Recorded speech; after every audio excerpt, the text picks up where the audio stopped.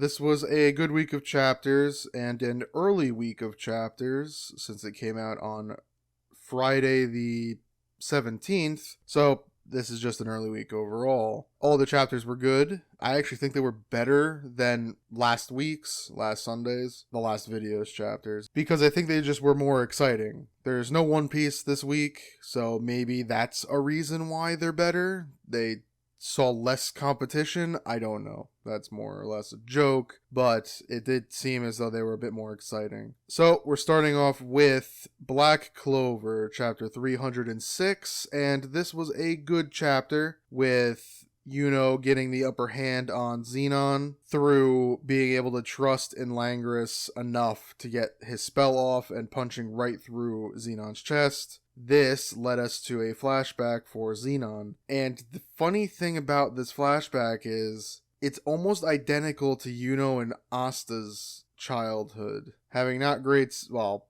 Yuno and Asta had great siblings, but for Zenon having his siblings be not great, but having that he had talent, but a friend was able to help him, and then they aspired to be the next great commander-in-chief of the Magic Defense Force for the Spade Kingdom in their youth. We see that they nearly accomplish it, but a devil that they verse early on in their lives is too strong for them, and Zenon is in the same situation that Yuno is in. Instead of just killing the devil, he had to kill his friend as well. This, we see, kind of breaks him, and he becomes who he is now, a devil host, kind of bad individual, because he's kind of lost everything and is heartless. And we see he decides to make a deal with his devil one more time. So I wonder what that is gonna do. As it looked like Yuno and Langris got the win, but with this new revelation, I don't think that's going to stay that way. I thought the flashback was good, and I liked the fact that it was pretty much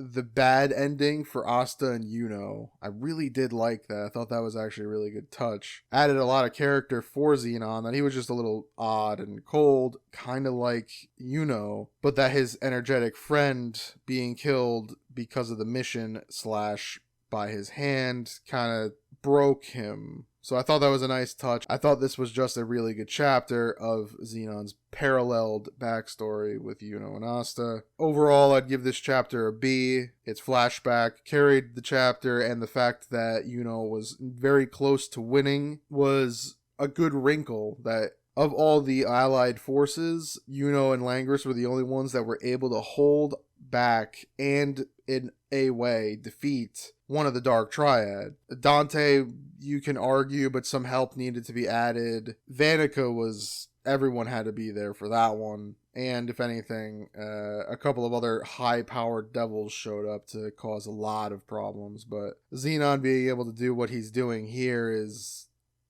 good, having it that one of them was more competent than the other, as well as even the group that went to face him was more competent than the others. So with this new deal, I wonder what it is, as well as how powerful he's going to become after this, and if they succeed again, or if they need everyone's help again. Now we're on to Undead Unluck, chapter 79, and this was a good chapter. It was mostly about Andy's relationship with Fuko, his side of the coin. As we already know that Fuko loves him, but we learn a bit more about Andy in this one. Like when he first met her all those chapters ago, I think almost a year ago in terms of the story, he had just planned on messing with her, but then as things continued, he got to see her power and learned more about her. He ended up falling in love with her. He even at the end of the chapter confessed to her. Another revelation was that he realized that her power actually couldn't kill him, which I thought was a nice twist on it, because they hadn't said it, though it was implied that it might not work, but now outright saying it means that for Andy, there's nothing to gain here outside of the fact that he loves her. It all tied up rather nicely together, as well as what he was willing to do to get back to her to make that confession, because we see that Rip, back to his full strength, was able to kind of really get in their way as they're making their way forward, as we see that Rip, Latala, and Bunny are in the way of the Union group. The battle starts and there's some stalemating between Shin and Rip. However, Rip gets the upper hand by using a clever tactic, by using Latala to deflect his sort of physical formed slashes, which eventually cut Andy. Andy then can't regrow, but he's able to somehow detach his head, being fully willing to do whatever it takes to get past Rip, and he ends up regenerating a pretty good amount of himself. Then he gets blasted up towards where Fuko is, and then he, again, confesses. One other added note was he ended up taking out the card that's in his forehead, which locks away victory. So I wonder, with that and the fact that he confessed, I wonder if victory stays out from now on for at least a while. Until maybe they all get stronger, I don't know. It shocked me that he did pull the card out and had it in his hand that he's about to hit Billy with. So I'm curious to see how that ends up going, especially with the fight coming up ahead. But for this chapter, overall, it was just good. Speaking of overall, I'd give this chapter a B. It was good. The kind of full circle story arc of Andy finally falling in love with someone, because Andy is different from Victor, so Andy never did fall in love with someone until Fuko, and so now there's some intrigue there, and that's what makes this whole thing, that's what makes his story arc kind of interesting, that he finally opened up to someone and was able to come full circle like Fuko. I don't know if I'm making any sense with this, but that's sort of where I get with it, that Andy's story arc is complete in this timeline. So we'll see if maybe in the next timeline, if there is one, if that stays the same or if it changes quite a bit. Now we're on to Mashle, Magic and Muscles, chapter 78, and this was a ridiculous chapter, as well as a good chapter. It starts off with Demina killing all of the Saint Era's candidate mages. They're candidates to be divine visionaries. He kills them or gets rid of them before the exam starts, which in truth, it was very shocking that that's how powerful he is. So we'll see if that can continue as we then are introduced to the final exam, seeing the two groups that actually arrived, Dot, Mash, and Lance versus Demina's team, which pretty much is the exact same as Mash's team, which is great. When it's revealed that Saint Era's is gone and that Demina got rid of them, Finn is shocked, only to find that Mash, Dot, and Lance are having a tea party on the middle of the floor, not paying attention to anything that Demina just did. This manga is great. Just for that last panel alone, I want to bump up the grade, but I just won't. But damn it, was that last panel funny that they just blatantly ignored them. Thought that was very funny. And the fact that they're just not taking it seriously just adds to this series. I don't think this series ends anytime soon. I think this is going to be the Gintama of like this modern age of Shonen Jump, where it's just going to keep going. He'll get the Divine Visionary title, and then he'll just keep messing up everything and causing trouble for everyone and anyone. And it'll just turn into like slapstick comedy as Innocent Zero continuously tries to get Mash but just never is able to. And Mash just blatantly ignores the whole thing just because he doesn't care. It'll be beautiful. So I see this going for a long time, at least 300 chapters. So I look forward to the ridiculous antics to come. That's my prediction anyway. So overall, I'd give that chapter a B. Like I said, it was very funny, but also had some good plot-moving elements, such as Demina's showing his strength, defeating all of Saint Era's Divine Visionary candidates. One that even versed Rain last year in storyline. So that was just a demonstration of his power, as he didn't even flinch, like had no problem with these top contender individuals. So we'll see how strong him and his partners in this exam are, as well as just seeing how Mash finds a way to win against these odds. Even Lance to some degree, because I don't know if it's individual or team, so maybe all three of them can become Divine Visionaries, which would be one hell of a glow up for Dot. That would be great. You have all the Divine Visionaries being super powerful, and then Dot is just standing there, the average guy who shouldn't be there but is. That would be great. But yes, that fight should be fun. when it happens. Now we're on to Sakamoto Days, chapter 39, and this was a good chapter, showing Sakamoto training a bit with Hazaki, as well as Shin and Lo going to a shop and trying to pick up supplies, getting distracted by cute dogs, only to then be attacked by Saw. So with Saw going after the Sakamoto group, because that was his plan, he wants to kill all of Sakamoto's family and everything because he's B ranked and thought it would be more fun to do that. He plans on destroying Shin and Lo. We find out that Lo is C rank and Shin is D rank. Shin is very upset by this, and so he starts fighting Saw. So that should be a good fight to see where Shin and Lo stack up. I don't think they're going to die here, but I'm curious to see if he can hold his own, maybe win, though that's being very optimistic. But it's more just seeing how close they are or aren't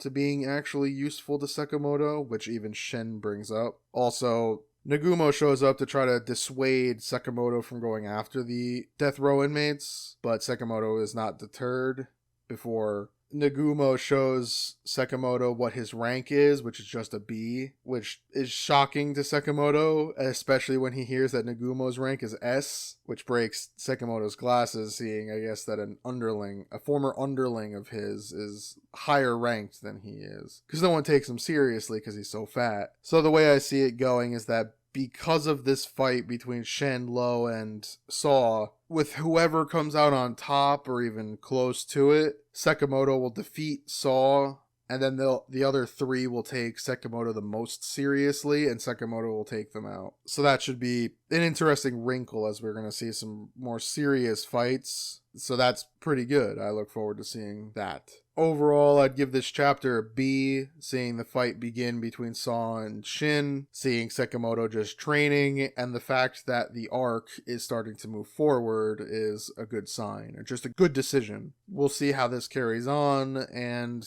who wins in the end. Now we're on to the Hunters Guild Red Hood, chapter 11, and this was a good chapter, seeing that Grimm has already started to rack up a bunch of captures, as well as Miro's attempts to recruit people. We see a more villainous guy in Moscow Cobbs, who's a super businessman, and he's not a good person. He attacks Miguel because she's a religious individual. Lu Fang tries to interfere, but Miro stops him. We then have that conversation between Cobbs and Miro, where Cobbs reveals that he's a bad person, to the point where he offers everyone money, and if they refuse, he uses violence, showing that he's just a really bad person. I doubt he'll survive in the guild very long with his meek and weak motivations, as well as the fact that he thinks he's the best thing. He takes down Lu Fang and Miguel before trying to take on Miro, but is ultimately stopped by what Miro's actual abilities are, which is the fact that he's a scientist, and he uses slimes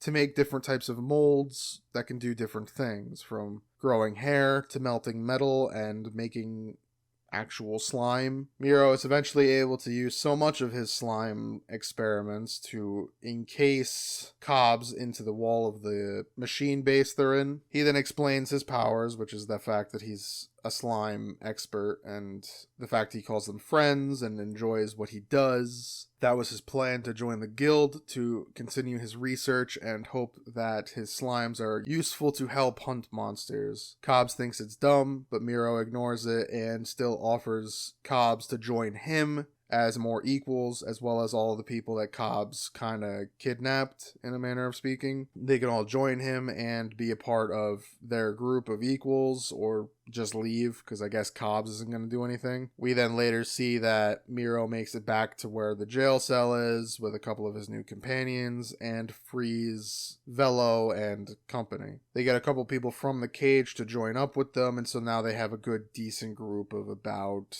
15 people to try to take down Grimm and Debonair. So we'll see if we get to learn more about any of these 15, as I doubt anyone else is going to be all that important outside of maybe the twins, or the siblings, I should say. I don't know if they're twins or not. and it looks like they're about to do their counteroffensive by starting to get rid of the handcuffs as well as stopping the robbers altogether. So this was a good chapter. They were able to really put a lot of emphasis on the different types of people attempting to join the guild, as well as fleshing out Miro a bit more. At this point, it looks like Miro is going to be a very major character. People like Miguel and Lu Feng will probably fade a bit more into the background of a side character. I imagine this is going to end up being a little closer to Fairy Tail in terms of using a large cast of characters. Something where you have a couple of background ones who are pretty much always there, but never super major, and a group of about 6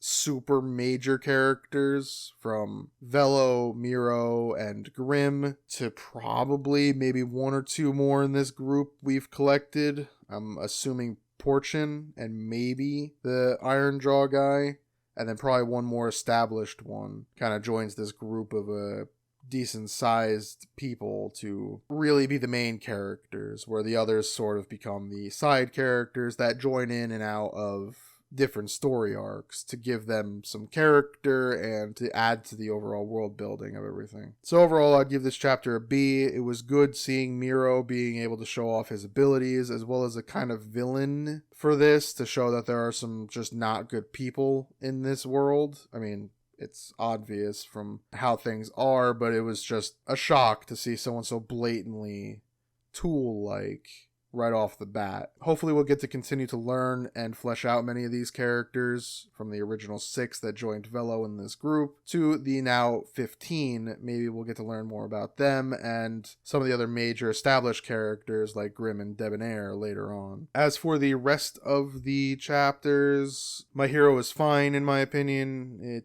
had a decent enough conversation between Stain and All Might. So if you enjoy either one of those characters, this would be a very big chapter for you. Jujutsu Kaisen was fine. It introduced or reintroduced, I don't know, a character and what their struggle is throughout their whole thing, and then it's revealed that they're a culling game participant. So it was fine. Blue Box was good. It continues its run of love triangle antics, as well as pretty decent sports training. Like, everyone's improving and doing sport-like things, though it's the secondary part of the story. I don't know how long it has. It feels like it can go a long time, but it could also end like next week. So I'm not sure with that one. Nero was good. It continues its own brand of character development and growth, as well as bonding between characters. So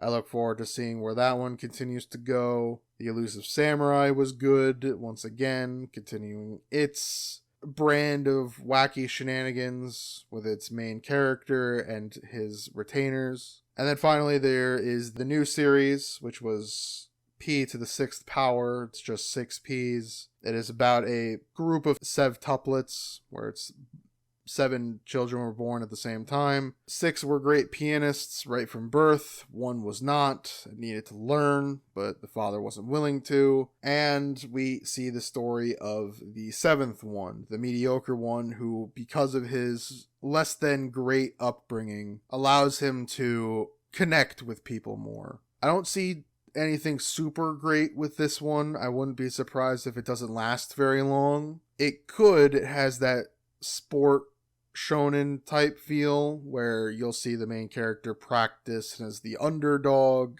and eventually goes against his more powerful rivals and so on. But from what I saw in this first chapter, it was intriguing because it was different, but nothing impressive. So this one, I'm hesitant to see if it survives or not. So that was all the chapters. This was a pretty good week overall, with everything just being good. Nothing really, I guess there were big turning points in all the major quote-unquote chapters. From Black Clover having the major antagonist so far be on the back foot, to Undead Unluck having Andy confess and change the course of that series. the Hunters Guild being able to finally start taking the offensive instead of playing defensively in their battle, Mashle being ridiculous, and Sakamoto Days starting its rapid beginning of its new story arc. So I guess it was a big turning point one where a lot of them were like switching gears in their stories. So it was a good week of chapters, and I look forward to next week's. So if you enjoyed this video, please leave a like, and as always, thank you for watching.